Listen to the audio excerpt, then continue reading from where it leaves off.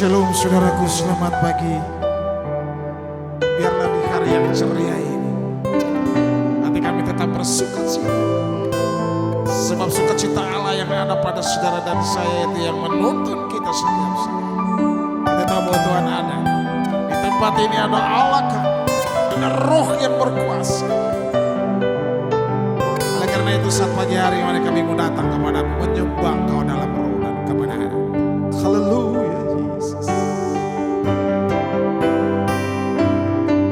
Saat pagi hariku datang lagi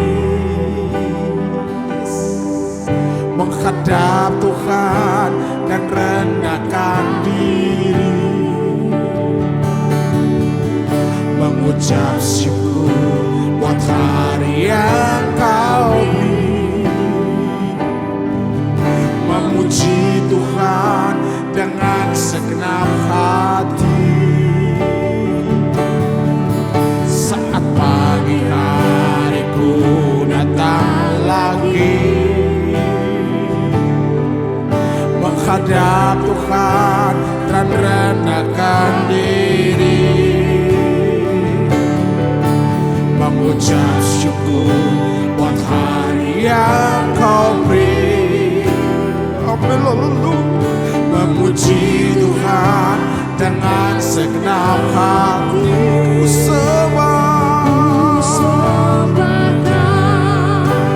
Allah Maha Kudus, ku tinggikan.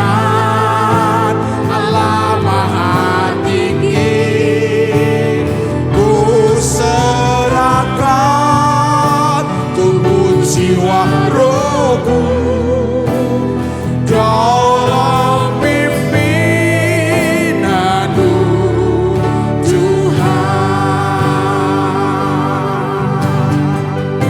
Sungguh sangat indah di pagi hari ini kami datang kepadamu Bapa. Kami mau menghadap takhta-Mu yang kudus dan merendahkan diri. Saat pagi hariku datang lagi menghadap Tuhan dan rendahkan diri, mengucap syukur buat hari yang Kau beri, memuji Tuhan dengan segenap hati. Ku sembah Kau Allah Maha Kudus, ku tinggikan. Allah Maha Tinggi, ku serahkan tubuh jiwa rohku dalam pimpinan-Mu Tuhan. Ku sembah Kau Allah Maha Kudus. Kami tinggikan Allah kami lebih tinggi dari segala yang ada di bumi dan di surga. Haleluya Jesus.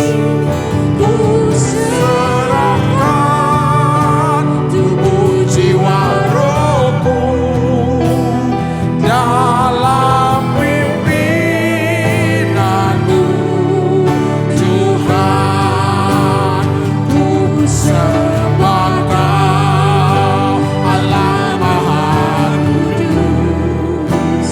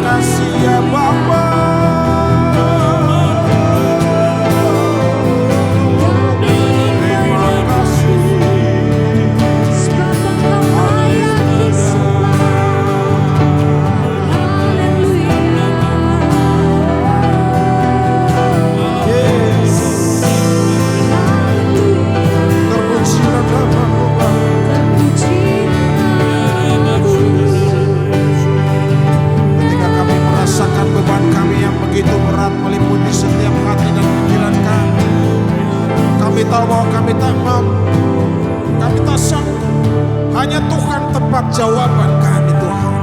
Terima kasih.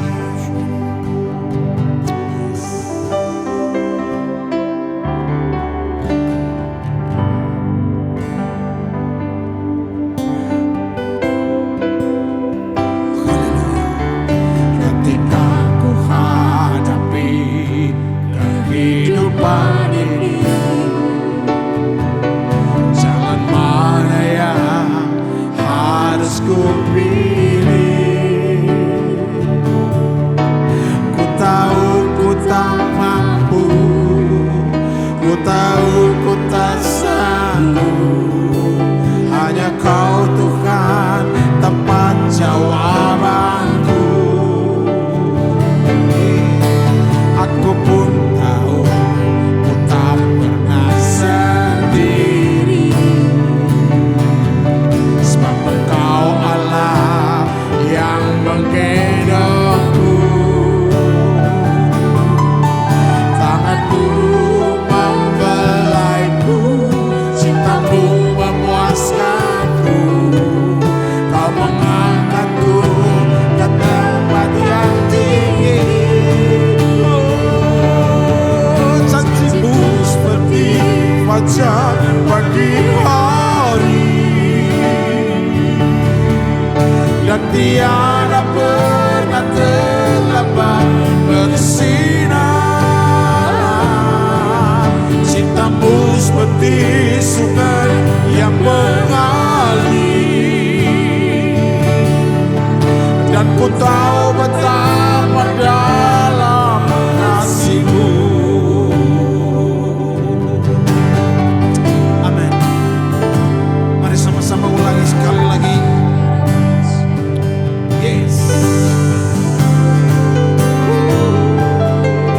Ketika ku hadapi kehidupan ini,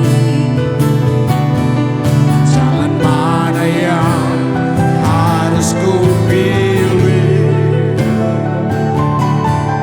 Ku tahu ku tak mampu, ku tahu ku tak sanggup. Hanya Kau Tuhan tempat jawabanku. Aku pun tahu ku tak pernah sendiri, sebab Engkau Allah yang menggendongku. Tanganmu membelaiku, cintamu memuaskanku. Kau mengangkatku ke tempat yang tinggi. Janjimu seperti fajar pagi hari, dan tiada pernah terlambat bersinar. Cintamu seperti sungai yang mengalir, dan ku tahu betapa, haleluya Yesus, kami tahu janjimu seperti fajar pagi hari Bapa. Janjimu seperti fajar pagi hari, haleluya, dan tiada pernah terlambat bersinar. Cintamu seperti sungai yang mengalir, dan ku tahu betapa dalam kasih-Mu. Janjimu seperti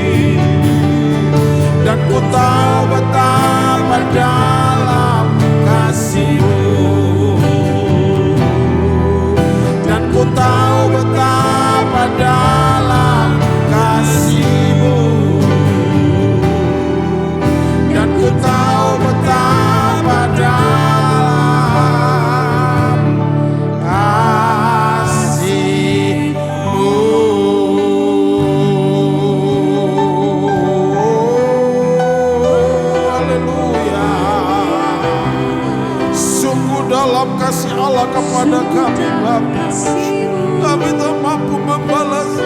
Kami mau memberikan seantero kehidupan kami, bagaikan sungai yang mengalir, bagaikan fajar pagi hari terus terbit, dan kami menikmati kasih-Mu Bapa. Terima kasih Allah. Haleluya. Terima kasih. Terpuji-pujilah nama-Mu ya Yesus Tuhan kami. Engkau Allah yang sangat. Terima kasih Bapa. Terpujilah nama-Mu. Haleluya. Terima kasih. Shalom Bapak Ibu Saudara yang terkasih dalam Tuhan. Selamat pagi. Pagi hari ini saya ingin melanjutkan apa yang sudah saya bagikan beberapa hari yang lalu atau beberapa waktu yang lalu mengenai pemenang dan pecundang. Tapi di hari ini saya ingin membahas mengenai sifat kedua atau traits kedua atau karakter kedua dari seorang pemenang, yaitu kuat. Kalau kemarin saya sudah membahas mengenai terlatih, seorang pemenang itu harus terlatih, karena jika seseorang tidak terlatih, mereka tidak akan menjadi kuat. Nah, sebelum kita mendengarkan firman Tuhan di pagi hari ini, mari kita berdoa. Bapa, kami bersyukur untuk pagi hari ini, untuk kesempatan yang sudah Kau berikan untuk kami dapat berkumpul bersama. Dan sebentar kami ingin mendengarkan firman Tuhan, kiranya Engkau memberkati kami, memberikan kami telinga seorang murid dan hati seorang hamba, supaya kami dapat belajar dan terus belajar mengenai firman-Mu dan jadi orang yang lebih baik lagi hari demi hari. Berkati juga yang menyampaikan firman-Mu, biar Engkau berbicara melalui lidah bibir hamba-Mu ini Tuhan. Di dalam nama Tuhan Yesus kami berucap syukur, haleluya, amin. Nah Bapak Ibu, kalau saat ini saya ingin menyampaikan mengenai bahwa seorang pemenang itu adalah seorang yang kuat karena sudah terlatih. Tapi sebelumnya kita membaca melalui Yesaya 40 ayat yang ke-31 yang berbunyi demikian. Tetapi orang-orang yang menantikan Tuhan mendapat kekuatan baru. Mereka seumpama raja wali yang naik terbang dengan kekuatan sayapnya. Mereka berlari dan tidak menjadi lesu. Mereka berjalan dan tidak menjadi lelah. Kemarin saya membahas mengenai seseorang yang terlatih itu menjadi kuat. Tapi kita menjadi kuat bukan karena kekuatan diri kita sendiri juga. Seseorang dapat berdiri dengan dua kaki. Ketika seseorang berdiri dengan kekuatannya sendiri, ia seperti seorang yang berdiri dengan satu kaki yang ketika mungkin disenggol sedikit dia sudah goyang. Nah, dari Yesaya ini kita dapat mempelajari bahwa ketika kita menantikan Tuhan, kita mendapat kekuatan yang baru. Kekuatan kita terus diperbaharui karena ada sebuah support yang kita terima dalam diri kita. Ada sebuah dorongan atau sebuah topangan yang terus membuat kita kuat untuk berdiri teguh menghadapi apa yang kita hadapi. Nah, menjadi kuat itu atau menjadi kuat itu punya definisi seperti ini. Memiliki kekuatan untuk bergerak, untuk menggerakkan beban yang berat atau melakukan sebuah pekerjaan yang menuntut kekuatan itu sendiri. Tapi juga ada satu definisi dari kuat itu yang berkata begini, mampu untuk melakukan sebuah pekerjaan yang spesifik dengan baik dan dengan luar biasa, atau juga memiliki kemampuan dan kualitas yang membuat seseorang itu lebih mungkin untuk sukses, atau lebih besar kemungkinan seseorang untuk menjadi sukses. Nah, ketika seseorang mampu, seseorang itu sudah terlatih, sudah mempelajari atau sudah melatih dirinya untuk melakukan sesuatu dengan baik, dia itu akan memperbesar kemungkinan dia untuk berhasil melakukan sesuatu dengan baik. Lebih besar kemungkinan orang itu untuk menjadi sukses. atau berhasil melakukan sesuatu dengan baik. Karena begini, perbedaan seorang pecundang dan pemenang itu kan terlatih, salah satunya. Ada satu quotes yang bilang begini, seorang pecundang itu fokus untuk memperhatikan si pemenang, sedangkan pemenang itu terus fokus untuk mencari cara bagaimana dia bisa menang. Nah, apa bedanya? Kok bisa seperti itu? Seorang pemenang ketika dia sudah melatih dirinya, seorang petinju itu ketika dia sudah melatih dirinya, dengan pukulan ringan pun itu berbeda powernya dibanding dengan orang yang tidak pernah berlatih. Ketika ia hanya memukul santai, itu rasanya pasti pun sudah berbeda. Kenapa demikian? Karena dia sudah memproses atau menguasai teknik tertentu yang membuat dirinya menjadi lebih kuat dibandingkan dengan orang yang lain. Kekuatan itu yang secara fisik dapat didapat melalui latihan fisik. Kekuatan mental dapat kita peroleh melalui latihan mental atau melalui keadaan hidup kita. Tapi juga ada kemampuan rohani yang memperkuat kita. Karena gini, ketika seseorang berbisnis, yang ia perlukan adalah kemampuan untuk berbisnis. Tapi ketika ia mengalami kegagalan, jika ia tidak memiliki kemampuan rohani atau tidak memiliki dukungan dari dari Tuhan, atau dia tidak memiliki tempat untuk dia mencurahkan isi hatinya seperti kepada Tuhan, seseorang itu dapat jadi orang yang sekalipun ia berdiri lagi, dia tidak akan menjadi orang yang sama. Mungkin dia punya depresi ringan ataupun stres ringan.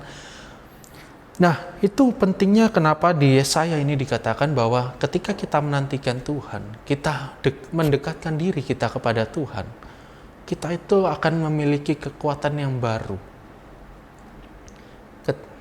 Ketika kita gagal, kalau kita berdiri dengan kemampuan kita sendiri, orang yang bangkrut ketika ia tidak memiliki apa-apa dari seorang yang kaya, dia kehilangan semua hartanya, ketika ia ingin berdiri lagi, tanpa Tuhan dia tidak akan mampu untuk berdiri lagi. Kenapa? Mungkin dia akan berkata, aku udah gak punya uang. Siapa lagi yang bisa bantu aku? Siapa lagi yang mau bantu aku? Aku perlu bantuan. Aku perlu kekuatan yang baru. Aku perlu dana yang baru untuk menjalankan bisnis yang baru. Ketika seseorang tidak mengandalkan Tuhan, tidak menantikan Tuhan, tidak meminta pertolongan kepada Tuhan, yang dia pikirkan hanya, aku mau minta tolong sama siapa? Aku gak bisa bangun lagi, duitku udah gak ada, aku mau bikin bisnis apa lagi? Aku gak punya apapun yang bisa aku lakukan, udah gak ada. Dan memiliki kekuatan itu penting bagi seseorang. Kekuatan itu kemampuan seseorang. Makanya seringkali saya berpikir ketika saya memulai sebuah usaha dan ketika saya gagal, saya mulai berpikir, saya mau bikin apa lagi, saya gak tahu lagi. Tapi ketika ada orang yang komen sama saya, bisnis tuh kayak gitu, kayak gini dan kayak gitu, saya satu kali saya pernah bilang, iya, kalau dananya ada, gampang, semua mau saya coba, gak apa-apa. Saya mau gagal berapa kali pun saya akan lakonin sampai berhasil. Tapi saya duit gak ada. Manusia itu seperti itu juga. Secara kehidupan biasa seperti itu. Ketika kita gagal, kekuatan kita habis. Ketika kita gagal, ketika kita jatuh, itu seperti seseorang yang berjalan kakinya lemas dan jatuh. Ketika seperti seseorang yang lari, tersandung dan terluka. Atau terbang kemudian terjatuh. Tanpa Tuhan, kita nggak akan punya kekuatan yang baru. Kita nggak akan ada tidak ada kesempatan itu selalu ada. Tapi kita tidak akan punya kemampuan untuk mengambil kesempatan yang baru. Mengandalkan Tuhan, memberikan kita kekuatan yang baru. Nah, kekuatan itu kenapa kita perlukan?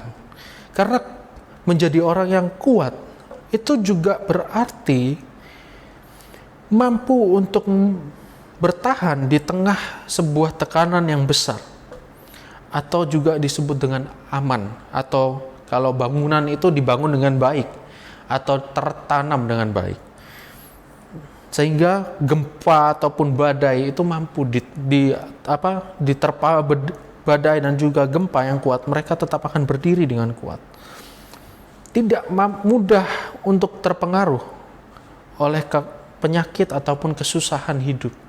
Nah, kenapa dari tadi saya bicara tentang memerlukan Tuhan untuk membuat kita menjadi orang yang kuat, mengenai kekuatan yang baru, mengenai kalau orang udah gagal, seringkali mentalnya udah hancur. Seringkali mereka akan merasa mereka nggak bisa bangun lagi. Sekalipun mereka bangun, mereka akan jadi orang yang terpuruk dalam kehidupan mereka. Karena ada satu daftar yang menyatakan begini, orang yang kuat itu seperti ini. Orang yang kuat itu tandanya seperti ini. Orang yang kuat itu punya kemampuan yang seperti ini. Yaitu apa? Yang pertama adalah ketahanan emosional. Nah, ketahanan emosional ini seperti yang tadi. Ketika kita bersama dengan Tuhan, kita berjalan dengan Tuhan, kita itu nggak cuma berjalan, kita nggak cuma dikuatkan secara fisik mampu berjalan, tapi berbicara berjalan dengan Tuhan itu lebih ke arah kita dimampukan untuk terus berjalan sekalipun kita sedang mengalami sebuah kesakitan yang besar. Seperti yang tadi itu, ketika seseorang terlatih, seseorang akan menjadi kuat atau mampu untuk menghadapi setiap persoalan yang ada di depan mereka.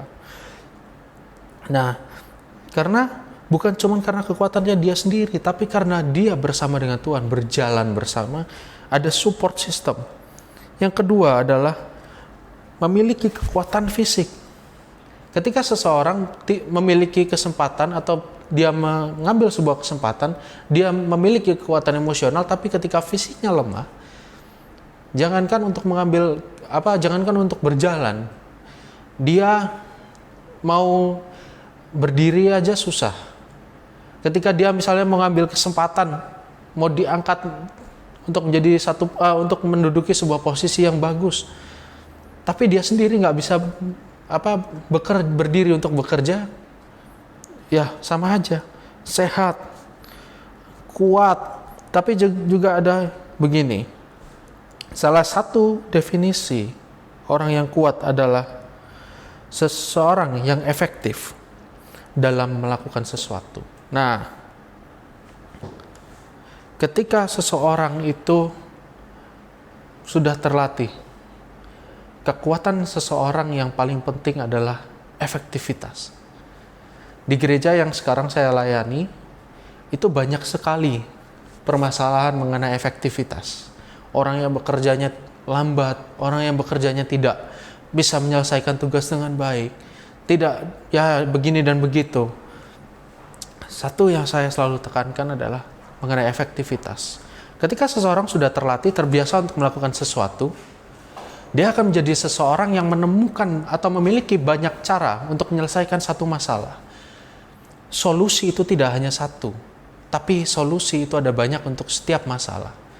Nah, seseorang yang kuat atau seseorang yang sudah terlatih, itu dia akan memiliki atau mengetahui banyak solusi terhadap masalah. Orang yang kuat pengetahuannya dalam jalanan atau dalam pengertian kalau dia mau pergi kemanapun, tanya dialah, dia paling hafal jalan. Kayak misalnya kita dari sini mau ke Kuta aja, kita taunya jalan misalnya cuma satu, dia tahu 10 jalan. Itu kan sesuatu yang efektif, sesuatu yang dapat menyelesaikan masalah. Efektif itu tidak berarti seseorang tuh kuat, cuman kuat secara fisik, kuat secara mental, tapi efektif dalam mengerjakan segala sesuatu. Kata efektif itu banyak sekali diulang, banyak sekali diajarkan, tapi sedikit sekali yang melakukan. Efektivitas itu adalah sesuatu yang sangat penting dalam kehidupan kita. Efektivitas itu adalah sesuatu yang sangat menguatkan seseorang. Kekuatan kita tidak perlu mengenai fisik, tapi juga mengenai mental dan juga mengenai hati. Efektivitas itu melingkupi semuanya itu. Karena apa? Ketika seseorang memiliki hati untuk melakukan sesuatu, dia akan mengerjakan sesuatu dengan pikirannya dan mengerjakannya dengan tangannya. Nah, ada lagi seorang yang bernama Tim Anderson dan Geoff Newport. Dia berkata gini, menjadi kuat itu juga bukan soal kekuatan fisik atau kemampuan saja, Tapi ketika kita berbicara tentang kuat, itu juga mengarah kepada kemampuan seseorang untuk dapat hidup seperti apa yang dia inginkan, untuk dapat terus bergerak, berpikir, bekerja, bermain, mencintai atau mengasihi, dan tertawa di sepanjang hidupnya tanpa batasan usia mereka. Nah, orang yang kuat itu yang tadi juga saya sampaikan adalah orang yang mampu menahan gelombang atau menahan hantaman, yaitu orang yang mampu untuk menjalani hidupnya dengan penuh kebahagiaan sekalipun ada kesulitan dalam dirinya. Orang yang seperti ini tidak akan pernah kita temui apabila orang itu tidak mengandalkan Tuhan, kekuatan yang baru itu. Christian G. Hibbert juga mengatakan, mungkin sebenarnya untuk menjadi kuat yang sesungguhnya itu adalah untuk membiarkan orang lain mengerti tentang kehidupan kita. Karena kita siap untuk orang lain melihat kelemahan kita. Orang yang kuat bukan berarti orang yang tidak punya kelemahan. Orang yang kuat adalah orang yang mengerti kelemahannya dan bekerja, melatih dirinya untuk memperkuat apa yang ia lemah. Seorang pemain sepak bola bernama Cristiano Ronaldo dan juga David Beckham. Mereka jadi orang yang sangat diidamkan banyak orang. Yang satu karena penampilannya, yang satu karena skillnya. Tapi juga ada satu hal yang sama dari mereka, yaitu bagaimana mereka berlatih dirinya. Mereka berdua terkenal dengan salah satu skill mereka yang bernama tendangan bebas. Yang satu punya tendangan yang kuat, yang satu punya tendangan yang indah, yang mampu mengecoh kiper manapun. Tapi ada satu kunci yang mereka miliki, yaitu mereka datang paling dulu di tempat latihan, pulang paling terakhir tempat latihan. Mereka melatih hanya satu tendangan sampai berpuluh-puluh tahun dan menguasainya dengan baik. Mereka adalah orang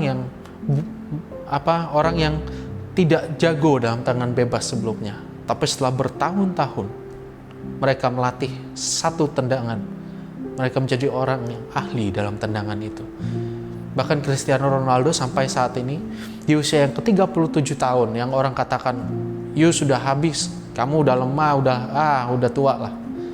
Tapi setiap dia kalah, dia datang tempat latihan lebih pagi, berlatih lebih lama, dan melatih apa yang dia gagal di pertandingan sebelumnya lebih lagi, sehingga itu menjadi kekuatannya. Orang yang kuat itu bukan orang yang tidak punya kelemahan. Orang yang kuat adalah orang yang lemah, yang dikuatkan. Orang yang kuat adalah orang yang efektif dalam melakukan segala sesuatu. Orang yang kuat adalah orang yang siap dikoreksi oleh orang lain. Orang yang kuat adalah orang yang terus-menerus melatih kelemahannya untuk menjadi kekuatan bagi dirinya. Demikian firman Tuhan pagi hari ini. Mari kita berdoa bersama-sama. Bapa, kami bersyukur untuk firman-Mu di pagi hari ini. Biar kami terus bergantung kepada kekuatan-Mu, biar kami dapat menjadi seperti burung Raja Wali yang terbang tinggi dan juga berlari tapi tidak menjadi lemah. Bersama dengan Tuhan kami percaya bahwa apa yang menjadi kelemahan kami terus Engkau uji, Engkau bangun untuk dapat menjadi kekuatan kami. Tuhan, latih terus-menerus kehidupan kami, diri kami, untuk kami dapat menjadi lebih dan lebih lagi kokoh dan kuat dalam hidup kami. Tuhan, ajar kami untuk mengerti setiap apa yang kami hadapi. Ajar kami untuk kami terus dapat mampu kembali berdiri setiap kali kami jatuh.